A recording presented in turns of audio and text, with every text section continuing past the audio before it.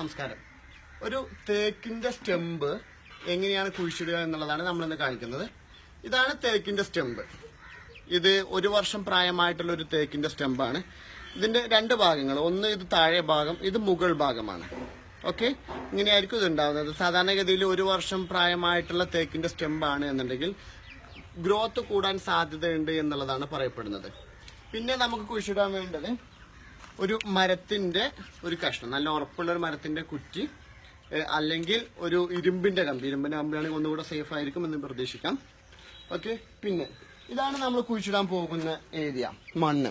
Okay, നമ്മൾ ചെയ്യേണ്ടത് ഈ നമ്മുടെ ഇരുമ്പിന്റെ കുറ്റിയോ അല്ലെങ്കിൽ മരത്തിന്റെ കഷ്ണമോ കൊണ്ട് നമ്മൾ എന്ത് ചെയ്യാം, ഇവിടെ ഒരു ഹോൾ ഉണ്ടാക്കുക.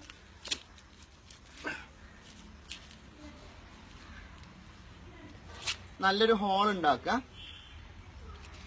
എന്നിട്ട് സാവകാശം ഇത് ഊരിയിട്ട് നമ്മുടെ കുറ്റി ഏകദേശം 1 ഇഞ്ച് ഭാഗം മാത്രം മുകളിൽ വരികയും ബാക്കി ഭാഗങ്ങൾ കംപ്ലീറ്റ് താഴോട്ട് പോകുന്ന ഒരവസ്ഥയിലോട്ട് ചെയ്യാം.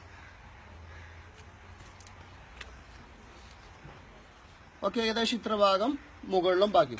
എന്നിട്ട് ബാക്കി മണ്ണുകൾ ഉപയോഗിച്ചുകൊണ്ട് നല്ല ടൈറ്റ് ആക്കിയിട്ട് മണ്ണിൽ ഫിക്സ് ചെയ്ത് വെക്കാം. നല്ല ടൈറ്റിൽ മണ്ണ് ഫിക്സ് ചെയ്ത് വെക്കുക. ഏകദേശം ഇത്ര ഭാഗം മാത്രം മുകളിലോട്ട് വന്നു കഴിഞ്ഞാൽ മതി. 1 ഇഞ്ച് മാക്സിമം മുകളിലോട്ട് വന്നാൽ മതി. ബാക്കി ഭാഗങ്ങൾ കംപ്ലീറ്റ് താഴോട്ട് വരത്തക്ക രീതിയിലാണ് ഇത് പ്ലാൻ ചെയ്യേണ്ടത്.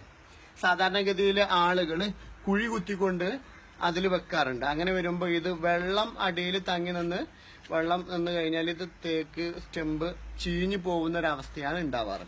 അപ്പൊ ഇങ്ങനെയാണ് ചെയ്യേണ്ടത്. എന്തെങ്കിലും സംശയങ്ങളുണ്ടെങ്കിൽ നിങ്ങൾക്ക് നമ്മുടെ ഫേസ്ബുക്ക് വഴി നമ്മളെ കോൺടാക്ട് ചെയ്യാവുന്നതാണ്. ഓക്കെ.